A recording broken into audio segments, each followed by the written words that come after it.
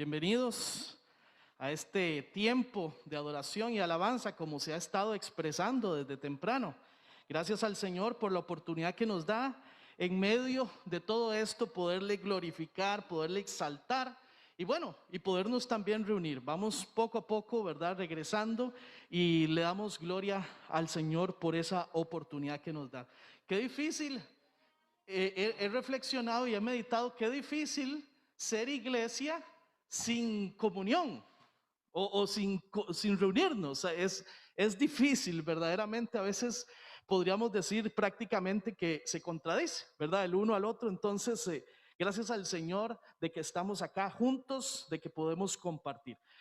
Y como vieron ahí en este excelente video de introducción, que le doy, por cierto, gracias a Dani por ayudarme en eso, Dani Bojorge, que está ayudándonos en esas áreas.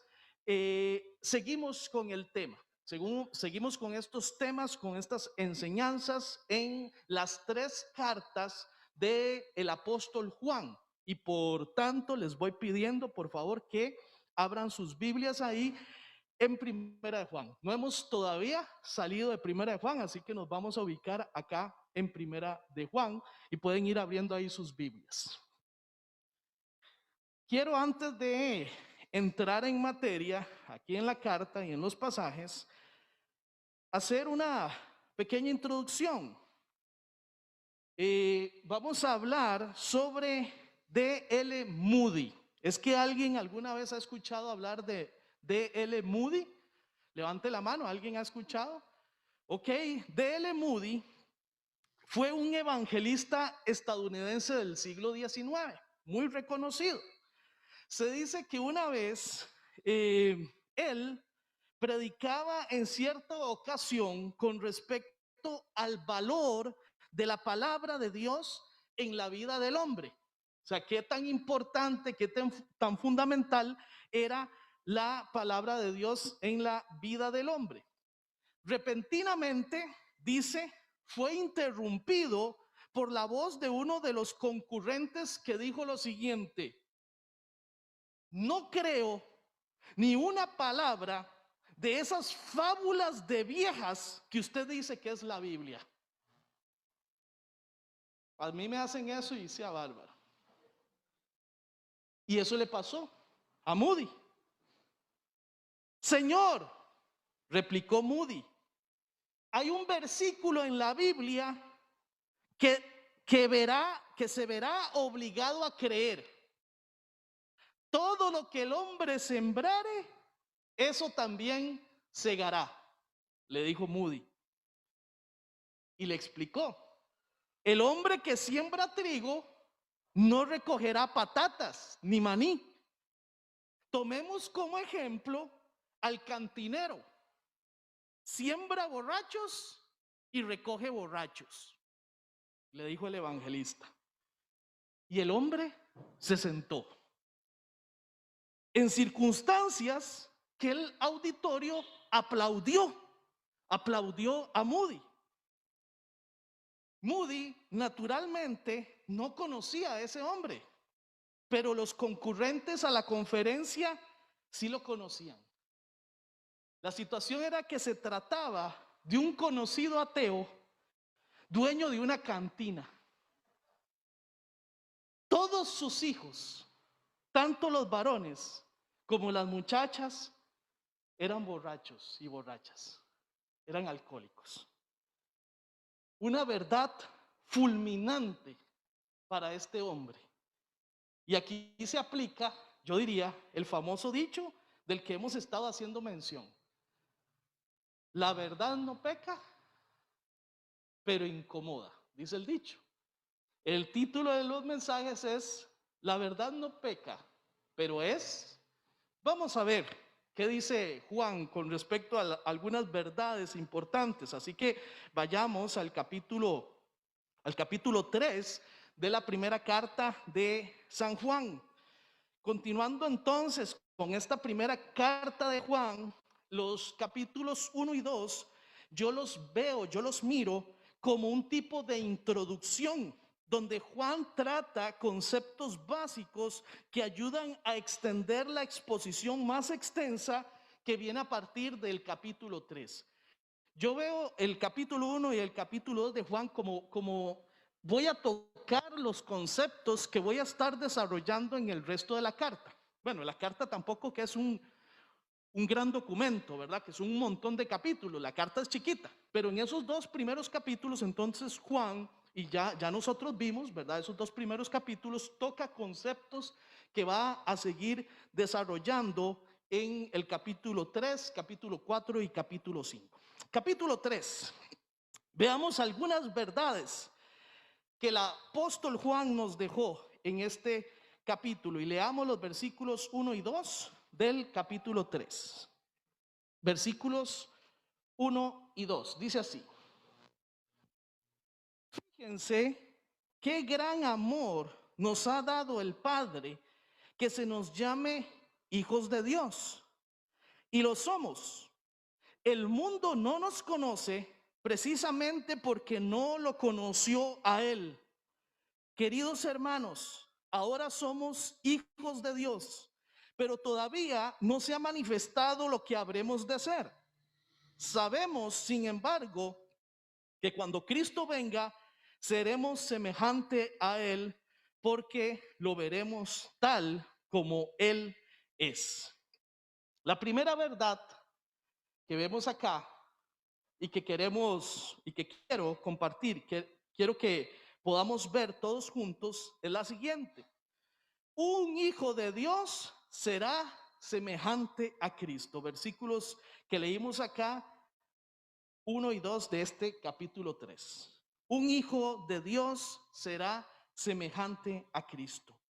El gran amor de Dios a su iglesia se mira en el privilegio de ser llamados sus hijos. Nosotros como iglesia tenemos un privilegio exclusivo. Solo la iglesia, solo aquellos que han entregado su vida a Cristo pueden decir con seguridad, con absoluta seguridad, usted lo puede decir totalmente seguro de que es hijo o hija de Dios. Eso es un privilegio para la iglesia. Sin embargo, la distinción de ser reconocidos como hijos por Dios Padre se contrasta con el anonimato en el mundo. Jesús no fue, es, ni será reconocido jamás por el mundo. ¿Me explico con esto? Usted y yo debemos de estar contentos y felices de ser reconocidos hijos de Dios, ¿verdad?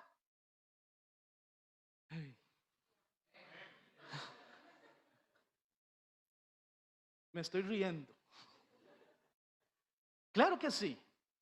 Pero ser hijo de Dios se contrasta, según lo que expresa Juan acá, con el hecho de ser rechazado por el mundo. Una posición clara que goza la iglesia entonces es ser hijos de Dios. Es una posición exclusiva de la iglesia. Aunque en este mismo instante los creyentes sean hijos de Dios, Juan dice que falta aún llegar a ser semejantes a Cristo. Entonces vamos en un proceso en el cual vamos a llegar a ser semejantes a Cristo. Y ustedes pueden ver ahí que está en futuro, ¿verdad? En el versículo 2, que vamos a llegar a ser semejantes a Cristo. Un hijo de Dios será semejante entonces a Cristo. La vida cristiana nos expone, y perdónenme en esto, ¿alguna vez alguien tuvo la oportunidad de estudiar algo de economía? La economía, bueno, yo iba a ser economista, aunque ustedes no lo crean, en algún momento de mi vida yo quise estudiar economía. Después tuve un profesor en la U que me quitó todas las esperanzas de ser, de estudiar economía. Precisamente era el primer curso, era un curso introductorio. Pero bueno, tuve que llevar algunos cursillos en esa área y a mí siempre me llamó la atención, o por lo menos se me quedó grabado un concepto de economía que se denomina el coste de oportunidad. Yo no sé quién recuerda tal vez eso en alguna clase de economía, el coste de oportunidad. ¿Qué es el coste de oportunidad? Es el costo de la alternativa a la que renunciamos cuando tomamos una determinada decisión, incluyendo los beneficios que podríamos haber obtenido de haber escogido la opción alternativa. Claro, ¿verdad? ¿Ah? No está tan claro, no está tan claro. Una forma más sencilla de decirlo es la siguiente: cada decisión que tomamos en la vida a la hora de escoger una u otra opción tiene un costo. Si tomamos la decisión de escoger algo, eso implica que en alguna forma o en alguna medida no vamos a poder o vamos a dejar de lado alguna otra cosa que pudiéramos escoger. Ese es el costo de oportunidad. Nos pone a pensar en un montón de cosas, ¿no?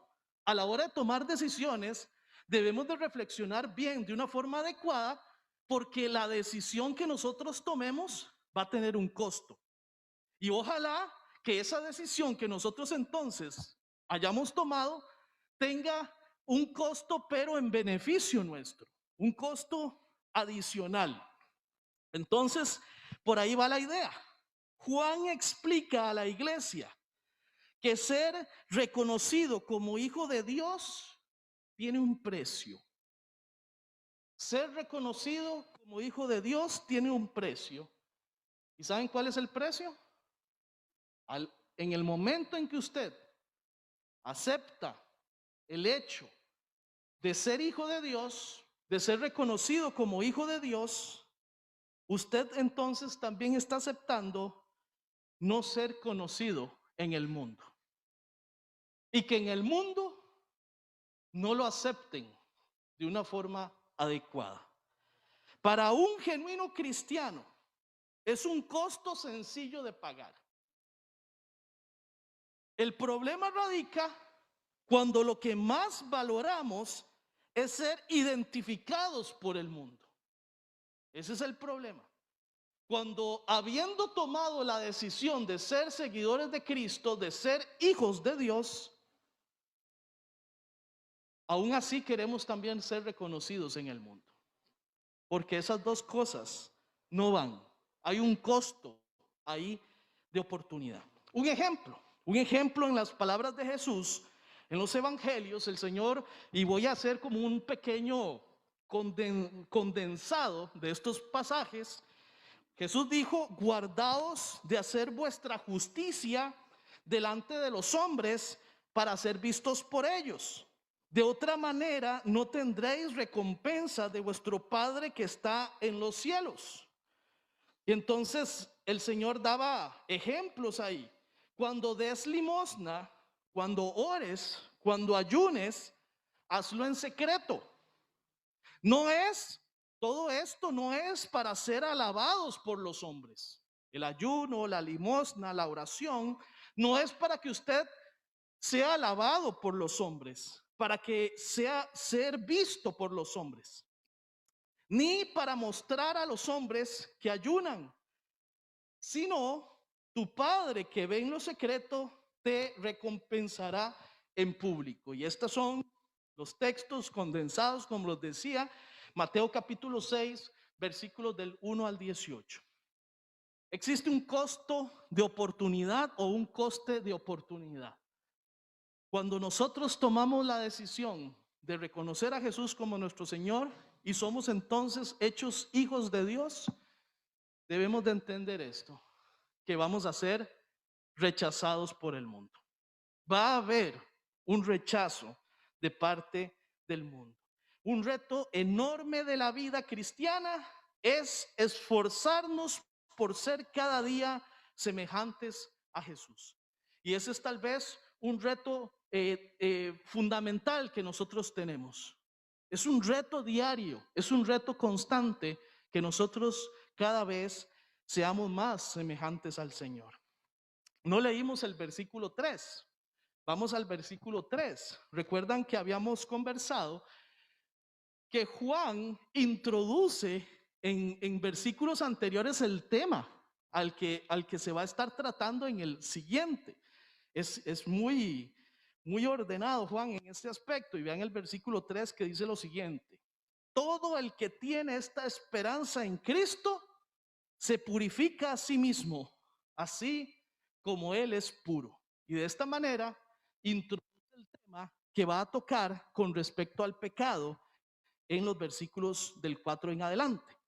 Aunque la esperanza de llegar a ser semejantes a Cristo es para nuestro futuro, las implicaciones actuales en el presente consiste en tomar la determinación de purificarnos a nosotros mismos.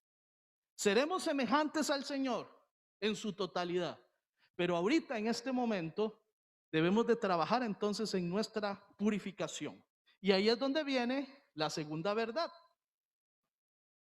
Un hijo de Dios no puede practicar el pecado. ¿Lo hemos visto ya? ¿Lo vimos ya el domingo pasado?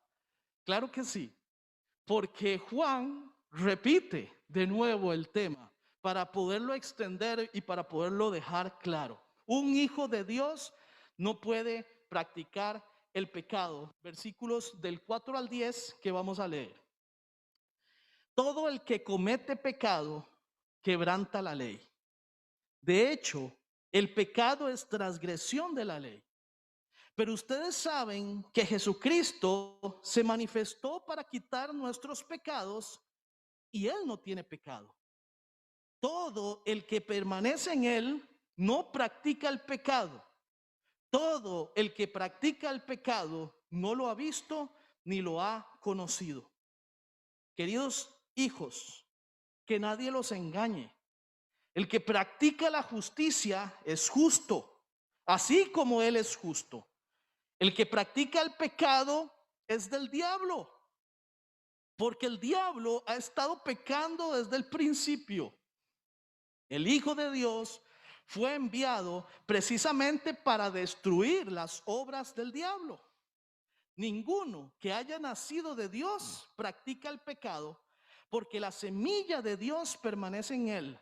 No puede practicar el pecado porque ha nacido de Dios. Así distinguimos entre los hijos de Dios y los hijos del diablo. El que no practica la justicia no es hijo de Dios, ni tampoco lo es el que no ama a su hermano. Más claro no puede haber. Me salto al otro punto. ¿Ah? ¿Qué les parece la forma en que Juan escribe? La forma en que Juan expresa. Es una claridad total. La palabra que utiliza Juan, que se traduce como infringir la ley, ahí en la Biblia, ahí en los versículos 4, si no me equivoco, esa palabra en español se traduce en algunas versiones infringir la ley. En su idioma original es anomia. Anomia no es meramente infracción de la ley, sino su rechazo flagrante en rebeldía, actuar y vivir al margen de ella. Esa palabra entonces no significa simplemente infringir la ley, sino estar totalmente dispuesto a hacerlo, tener la disposición, tener el deseo de infringir la ley. Una rebeldía total, básicamente es lo que significa esa palabra. Yo quiero, estoy dispuesto, hago todo mi esfuerzo para infringir la ley. Es lo que significa esa palabra. En Juan, claramente es presentado en varias ocasiones que Jesús es la única solución al problema del pecado. Y lo vimos ahí en el versículo 5. No hay otra solución al problema del pecado que Jesús. Esto implica que quien quiera que peque y no se encuentra bajo la cobertura del poder purificador de Jesús, está expuesto a todas las consecuencias del pecado. Entonces, aquella persona que no se encuentra bajo esa cobertura, esa protección de Cristo, entonces está expuesto a todo lo que implica el pecado. El mensaje que el apóstol envía a los creyentes, los destinatarios de su carta, lleva un énfasis permanente en la palabra permanecer. ¿Recuerdan? La palabra permanecer aparece cualquier cantidad de veces acá en esta carta y en las otras también de Juan. La verdad fundamental aquí se encuentra en que la solución o la única solución al problema del pecado es permanecer en Jesucristo. La única solución, la única manera en que nosotros podemos ser libres del pecado es permaneciendo en Jesucristo. No es posible desligarse del pecado sin la intervención del Señor Jesús. Y Juan ya lo había mencionado, nosotros ya lo habíamos visto en el capítulo 1, versículo 9, que ustedes se saben de memoria y que lo van a recitar al contar 3, 1, 2, 3. ¿Qué dice 1 Juan 1:9? Si confesamos nuestros pecados, Él es fiel y justo para perdonar nuestros pecados y limpiarnos de toda maldad. ¿A qué edad se aprendieron ese versículo? Yo me lo aprendí como a los 6 años, por ahí, 6, 7 años, en una escuelita bíblica de vacaciones.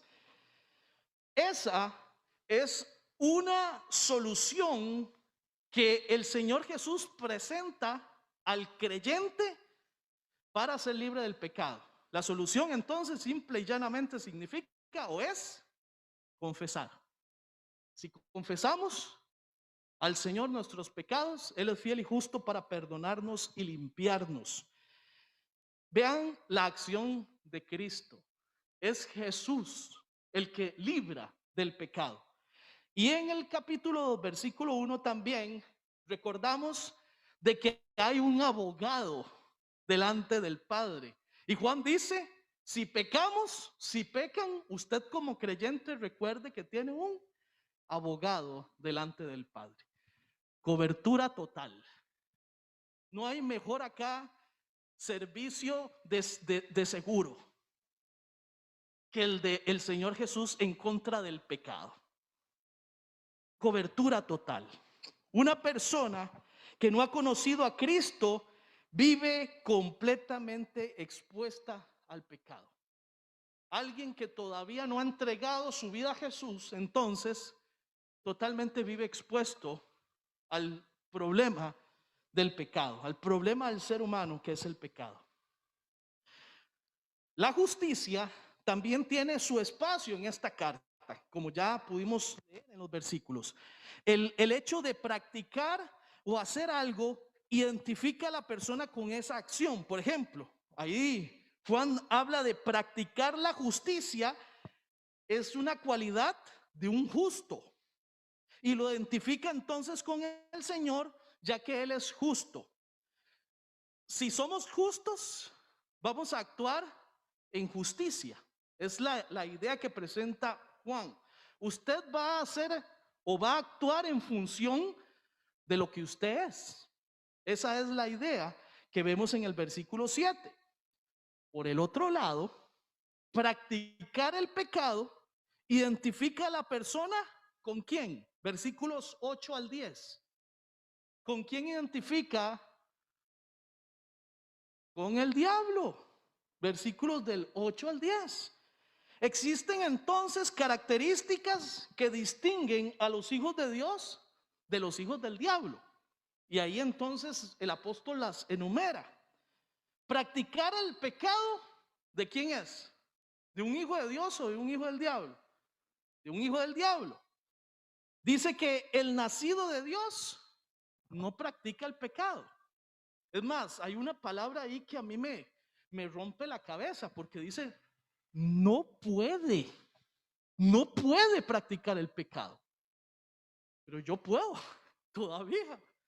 Y esa palabra me rompe la cabeza. Pero vamos a entender ese contexto. Todo sobre el asunto de la cobertura que nosotros tenemos.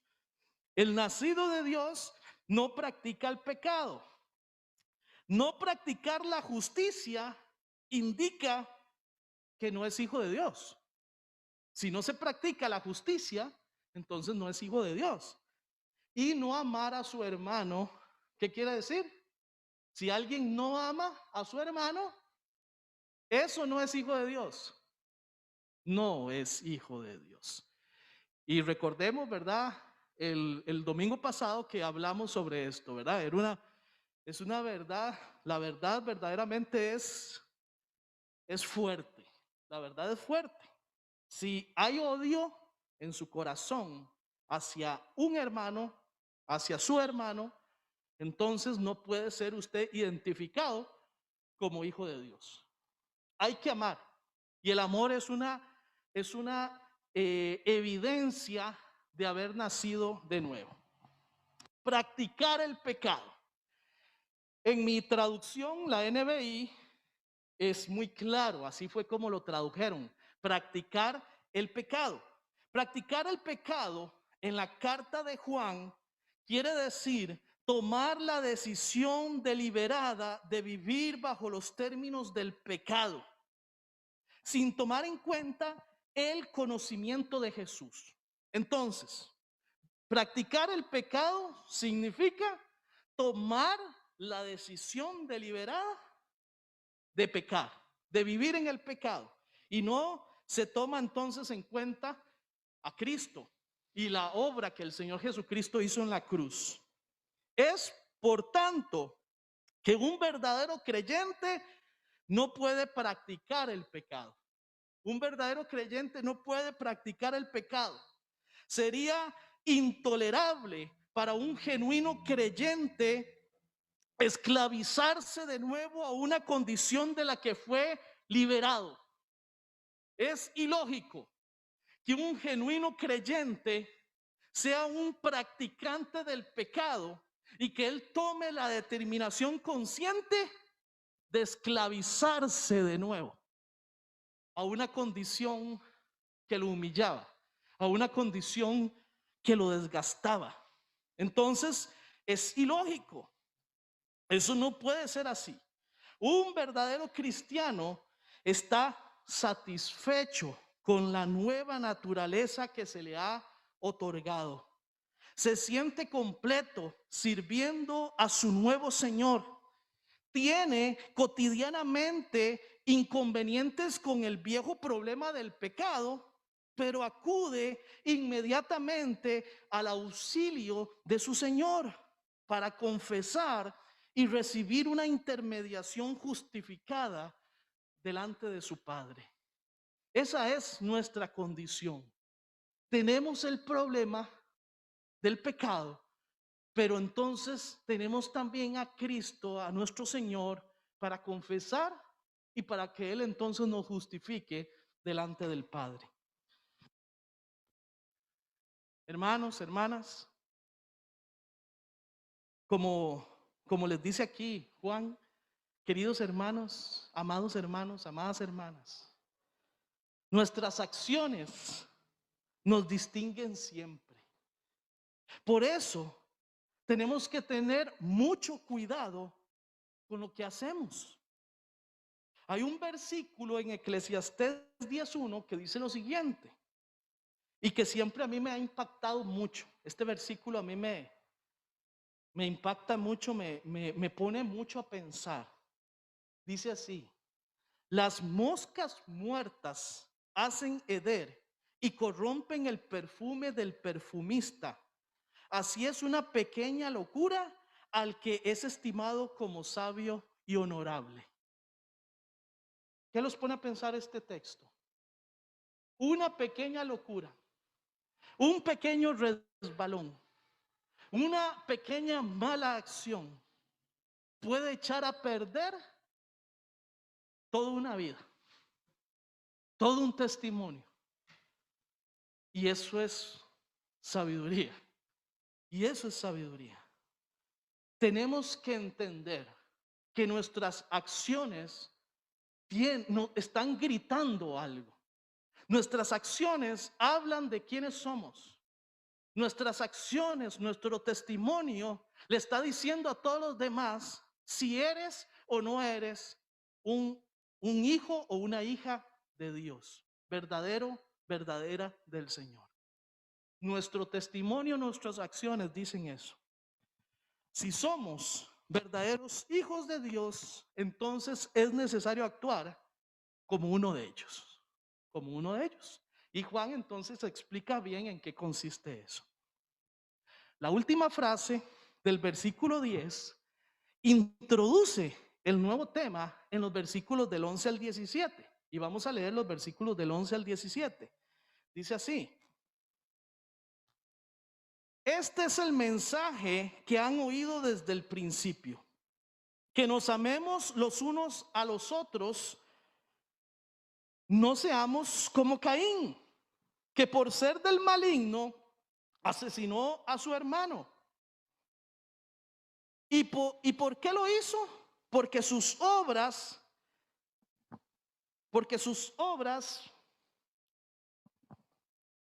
perdón que me perdí un poquito, porque sus obras eran malas y las de su hermano eran justas. Hermanos, no se extrañen si el mundo los odia. Nosotros sabemos que hemos pasado de la muerte a la vida porque amamos a nuestros hermanos. El que no ama permanece en la muerte. Todo el que odia a su hermano es un asesino, y ustedes saben que en ningún asesino permanece la vida eterna. En esto conocemos lo que es el amor, en que Jesucristo entregó su vida por nosotros. Así también nosotros debemos entregar la vida por nuestros hermanos. Si alguien que posee bienes materiales ve que su hermano está pasando necesidad y no tiene compasión de él, ¿cómo se puede decir que el amor de Dios habita en él? Queridos hijos, no amemos de palabra ni de labios para afuera, sino con hechos y de verdad. La tercera verdad que quiero mostrar en estos pasajes es: un hijo de Dios ama a su hermano. Nada nuevo, ¿verdad? Lo hemos estado viendo desde el domingo pasado. Un hijo de Dios ama a su hermano. El mensaje y el mandamiento desde el principio siempre fue el mismo: amados los unos a los otros. Ese es el mandamiento de Jesús, y es el mandamiento de siempre. Caín es un ejemplo de pertenecer al maligno. Juan da la razón por la que se produjo el primer fratricidio de la historia. Caín obraba según su naturaleza. Abel, sencillamente Abel era justo. Y como Abel era justo, eso no le, perdónenme la palabra, eso no le cuadró a Caín. Eso no le gustó a Caín. Y como Abel era justo, entonces Caín lo mató. Esa es la forma en la que él actuó de acuerdo a su naturaleza. Es una palabra fuerte que presenta acá. El mundo odia al justo por ser justo, simplemente. Versículo 13. Amar al hermano es una evidencia de vida eterna que opera en el creyente. Lo contrario ocurre con aquel que odia a su hermano. Entonces, la vida eterna es una evidencia, es una seguridad de aquel que es un genuino creyente. Alguien que ha puesto su fe en Jesucristo tiene vida eterna. Así de sencillo, y eso tiene que dar seguridad. Pero es lo contrario en el otro extremo. Una persona que no acepta a Cristo y que no ha reconocido a Cristo no tiene la seguridad de una vida eterna. Y eso es complicado. Eso es de miedo, ¿verdad? Eso debería dar miedo. El amor verdadero se evidencia, y Jesús da el ejemplo de este amor cuando entregó su vida por nosotros. El amor genuino tiene que ser evidente. Asimismo, un ejemplo práctico del amor al hermano es ayudarle materialmente si está pasando por necesidad. nos enseñan ahí los versículos del 16 al 17, el amor tiene que ser algo práctico, el amor se tiene que evidenciar, y una manera en la que podemos evidenciar el amor es ayudar al necesitado, ayudar a nuestro hermano que esté en necesidad. En otras palabras, la única manera de mostrar amor verdadero es con hechos, no de labios. Versículo 18. La justicia, la bondad, la inocencia no encajan en un mundo gobernado por el maligno. Todas las virtudes que provienen del Señor son repugnantes al mundo. El mundo odia al genuino creyente por ser lo que es. Por eso no encaja. No le es posible encajar, ya que los principios y valores no son los mismos. No se pueden poner de acuerdo el uno con el otro.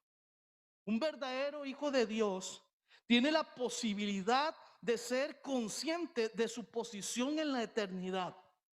Un genuino cristiano tiene la seguridad de su propia salvación y de haber alcanzado la vida eterna. Una evidencia de esto se encuentra en el resultado de su propia autoevaluación, al estar seguro del amor que experimenta hacia sus hermanos. Si usted como creyente en Jesús ama al prójimo, puede estar entonces convencido que ha alcanzado la vida eterna. Juan es un apóstol que se preocupó para que la iglesia tenga seguridad de la vida eterna. Y Juan habla sobre eso más adelante en el capítulo 4, versículos del 16 al 18. Habla Juan de la importancia de estar seguro, de no tener miedo. Y ese famoso versículo que dice: el perfecto amor echa fuera el temor, y que pueden usarlo mal para decir no le tenga miedo a esto o aquello. No, es un temor específico al que se está refiriendo Juan ahí. Y el temor al que Juan se refiere es el temor a la condenación, el temor a la muerte eterna. Un cristiano verdadero no tiene por qué tener miedo de la muerte eterna. Tiene que estar seguro porque él tiene vida eterna. ¿Verdad que sí? Eso es, así es. El amor es práctico. El amor nunca es teórico. Es más, hasta es difícil definirlo. El amor como tal. El que lee 1 Corintios capítulo 13 y estudia ese pasaje, wow, es dificilísimo, es complicado. Pero ese es el amor. El amor no es teórico, el amor es práctico. No es posible amar a alguien en teoría, ya que el amor debe ser siempre evidente en los actos. Es algo así como la fe en Santiago. Juan diría a manera de Santiago lo siguiente: muéstrame tu amor sin tus obras y yo te mostraré mi amor por mis obras. Un amor sin obras está muerto. Diría así Juan desde la perspectiva de Santiago. Bendito sea el Señor, que nos ha permitido pasar por un tiempo como el de esta pandemia para mostrar nuestro amor, ayudando materialmente a quienes lo necesitan. Gracias al Señor que nos da esta oportunidad, pasar por un periodo como este para ayudar de una forma evidente, de una forma clara, mostrar nuestro amor a los que necesitan. ¿Verdad que sí? Gracias al Señor por eso.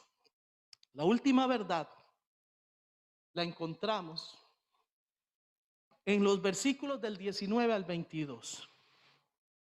Ahí mismo en este capítulo 3.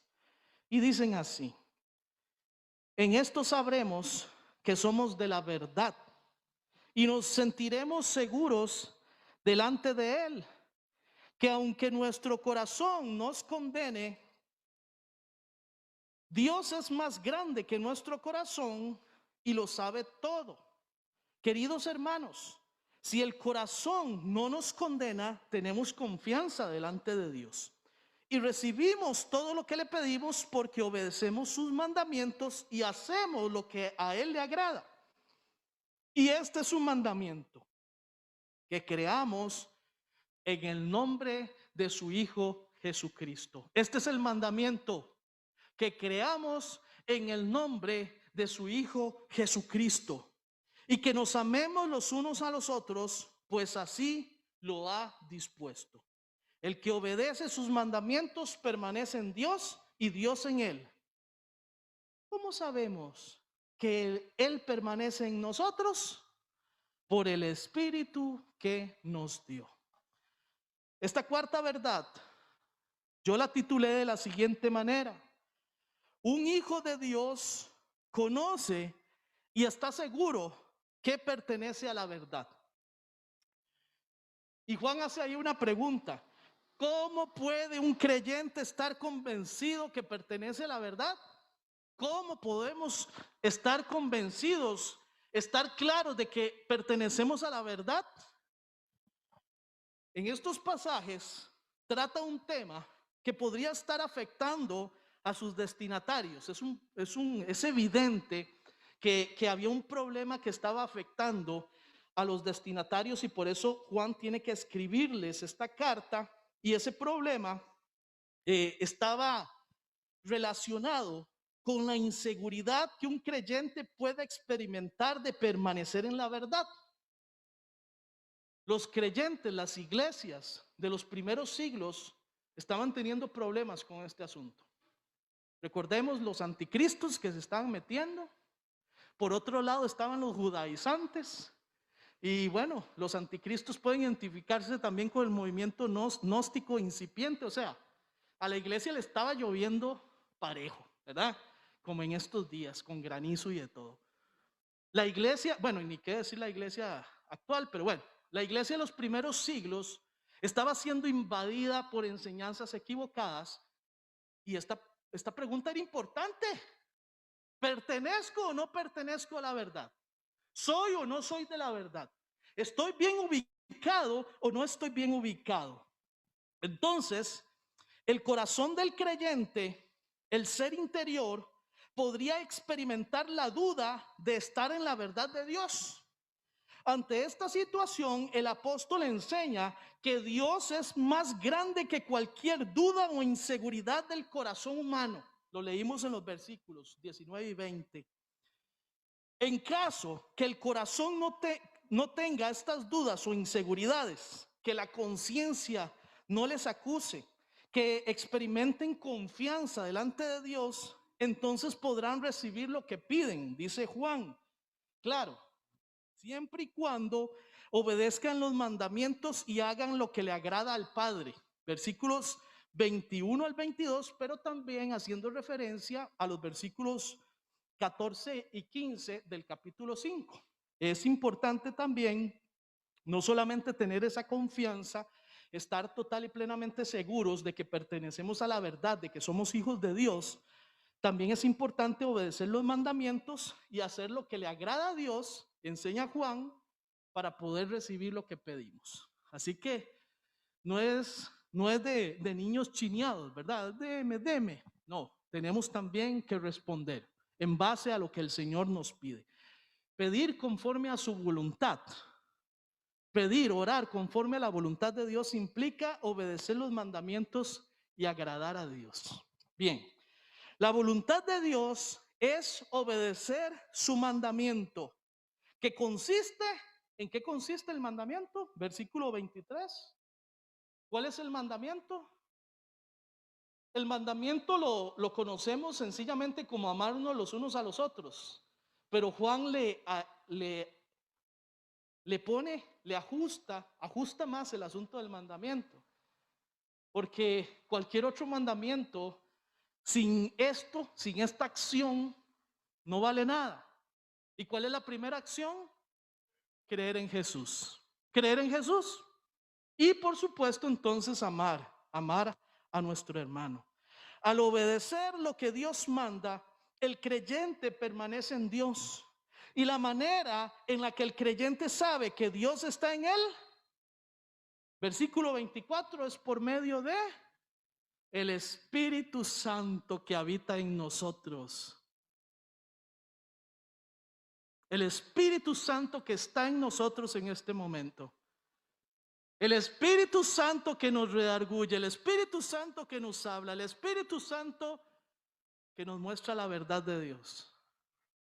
Somos poseedores de la presencia de Dios en nosotros y la Biblia dice que somos templo del Espíritu Santo. Amén. Gloria a Dios por eso. El Espíritu Santo está en nosotros. Nosotros, los creyentes en Jesús, podríamos pasar de vez en cuando por momentos de inseguridad o duda concerniente a nuestra condición en Dios. El apóstol Juan empieza a combatir este problema a partir de estos pasajes. La carta misma, primera de Juan, es un tratado que busca que los creyentes estén plenamente seguros de lo que significa ser un cristiano verdadero, como lo hemos venido viendo en esta carta. Dios y su verdad son más grandes que cualquier duda que podamos experimentar en nuestra vida cristiana. Sin embargo, existen consideraciones que necesitamos hacer para llegar a alcanzar la seguridad que nos afirme encontrarnos viviendo en la verdad de Dios. Entonces, en respuesta a la pregunta, ¿cómo puede un creyente estar convencido que pertenece a la verdad? En respuesta a esa pregunta, Juan presenta entonces esas consideraciones. Esas consideraciones que son las siguientes. ¿Está obedeciendo el mandamiento de amar a sus hermanos?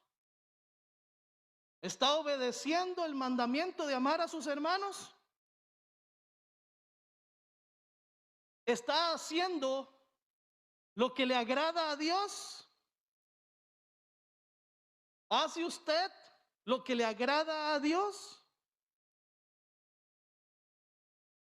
¿Ha creído en Jesús como su Señor y Salvador? A esa sí me le dicen amén, más fácil, ¿verdad? ¿Ha creído en Jesús como su Señor y Salvador? ¿Permanece en Dios? ¿Permanece en Dios? ¿El Espíritu Santo habita en usted? ¿Y usted está convencido de eso? ¿Y el Espíritu Santo le ha dado testimonio a usted y usted se ha gozado en la presencia de su Espíritu? Es una delicia, es una delicia. Y eso nos asegura que estamos en la verdad. Todos esos aspectos nos asegura que vamos bien, estamos en la verdad. Y esa es entonces la verdad. Termino haciendo un pequeño repaso a las verdades que hemos visto en este día. Un hijo de Dios será semejante a Cristo. Entonces recordemos que ese es un proceso en el que vamos de camino, ¿verdad? Porque está en futuro, será, es un verbo en futuro, vamos a ser como Cristo, pero en el proceso tenemos que irnos purificando. Dice entonces Juan, purifíquese, purifique su vida, limpie su vida. Un hijo de Dios no puede practicar el pecado. No puede ser posible practicar el pecado, quiere decir vivir en el pecado de una forma constante, de una forma, digámoslo, usted se ha determinado, usted ha tomado la decisión de agarrar el pecado como una forma de vida. Eso no puede ser para un verdadero hijo de Dios, para un creyente verdadero. No puede practicar el pecado, no puede, no es esa, y suena feo, no es esa su relación con el pecado. La relación nuestra con el pecado es más, digámoslo así, no es tan estrecha. No tenemos una relación tan estrecha, tan amigable. Lo hacemos, pero nos hace sentir mal. Confesamos y tenemos un abogado delante del Padre. Entonces, un hijo de Dios no puede practicar el pecado. Un hijo de Dios ama a su hermano. Más claro, no puede estar. Habíamos hablado del odio. No hay cabida para el odio en un corazón cristiano. Lo más que se nos permite es un poquito de resentimiento, pero igual póngase ahí, de acuerdo con la persona. Pero el odio, no hay lugar para el odio en un corazón de un cristiano genuino y verdadero. Si usted tiene odio en su corazón, evalúe. Un hijo de Dios ama a su hermano. Un hijo de Dios conoce y está seguro que pertenece a la verdad. En estos últimos versículos, un hijo de Dios conoce y está seguro que pertenece a la verdad. Hay una seguridad en él, no hay miedo, no hay temor a la condenación, porque él sabe que tiene vida eterna. Y el Espíritu Santo que habita en él entonces le da todavía mayor seguridad. Él sabe que ahí está la presencia del Espíritu de Dios. Todas estas verdades nos ayudan a establecer y evaluar nuestra propia identidad como cristianos. Tomemos en cuenta cada una de ellas para ir afirmando cada día nuestra vida sobre la sólida verdad de la palabra de Dios. Estas son verdades importantes, verdades a tomar en cuenta de nuestra vida cristiana y que debemos entonces llevarlas a la práctica. Vamos a pedirle al Señor que nos ayude con cada una de ellas a poderlas vivir, a poderlas experimentar, a poder tener esa seguridad en nosotros. Pongámonos en pie para descansar un ratito y vamos a orar. Bendito Dios, delante de tu presencia que hemos estado hoy, queremos siempre alabarte, queremos siempre reconocer que estás aquí, reconocer que nos has acompañado. Deseamos que lo que hoy hicimos delante de la presencia tuya haya sido de tu agrado, mi Señor. Esto es para ti, esto es para tu gloria, esto es para tu honra. Pero también queremos crecer, queremos ser edificados, queremos ir avanzando en nuestra vida cristiana y deseamos, Padre, por favor, que nos hayas ayudado con ese propósito. De que tu palabra, mi Señor, haya llegado a nuestra mente y nuestro corazón y que produzca frutos en base a estas verdades que tú nos enseñas, a estas verdades fundamentales, Señor. Ayúdanos a entender que tenemos que seguir creciendo, que tenemos que seguir en nuestro proceso de llegar a ser como tu Hijo Jesucristo. Ayúdanos, mi Señor, a ser limpios, a purificarnos, a ir abandonando, Padre, esas prácticas inadecuadas. Ayúdanos a entender que un hijo de Dios no puede practicar el pecado. El pecado ya no nos define, el pecado no nos identifica. Nos identifica un Dios maravilloso, un Dios lleno de gracia, que envió a su Hijo a morir por nosotros y que hoy nos limpia del pecado. Y que hoy aboga por nosotros. Ayúdanos también, mi Señor, a entender que un genuino cristiano solamente en su corazón haya el espacio para el amor y no para el odio. El amor a su hermano. Y que esto nos identifique, mi Señor, como cristianos siempre. Te lo pedimos, te lo rogamos, ayúdanos, Señor, en eso. Y un hijo de Dios conoce y está seguro que pertenece a la verdad. Porque tú nos das seguridad, porque actuamos y vivimos conforme, mi Señor, a lo que tú nos enseñas, porque te agradamos, porque amamos, porque permanecemos en tus caminos. Gracias, Señor, por esa seguridad que nos das. Gracias, Padre Celestial, por esa obra maravillosa que has hecho y que nos hace a nosotros estar firmes sobre la roca inconmovible de tu Hijo Jesús. En el nombre que es sobre todo nombre, en el nombre de tu Hijo Jesucristo, te agradecemos y te alabamos por toda por todo este tiempo, por toda tu palabra. Amén. Amén. Pueden sentarse. ¿Tenés entre 12 a 18 años?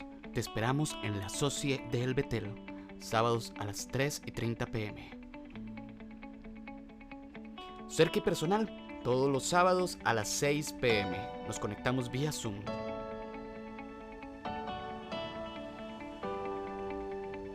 Reunión de oración, todos los jueves a las 9 de la mañana.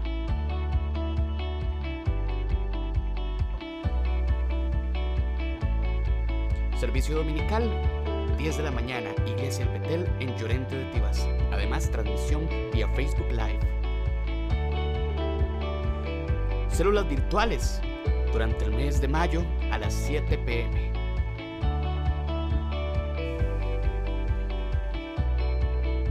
Iglesia El Betel.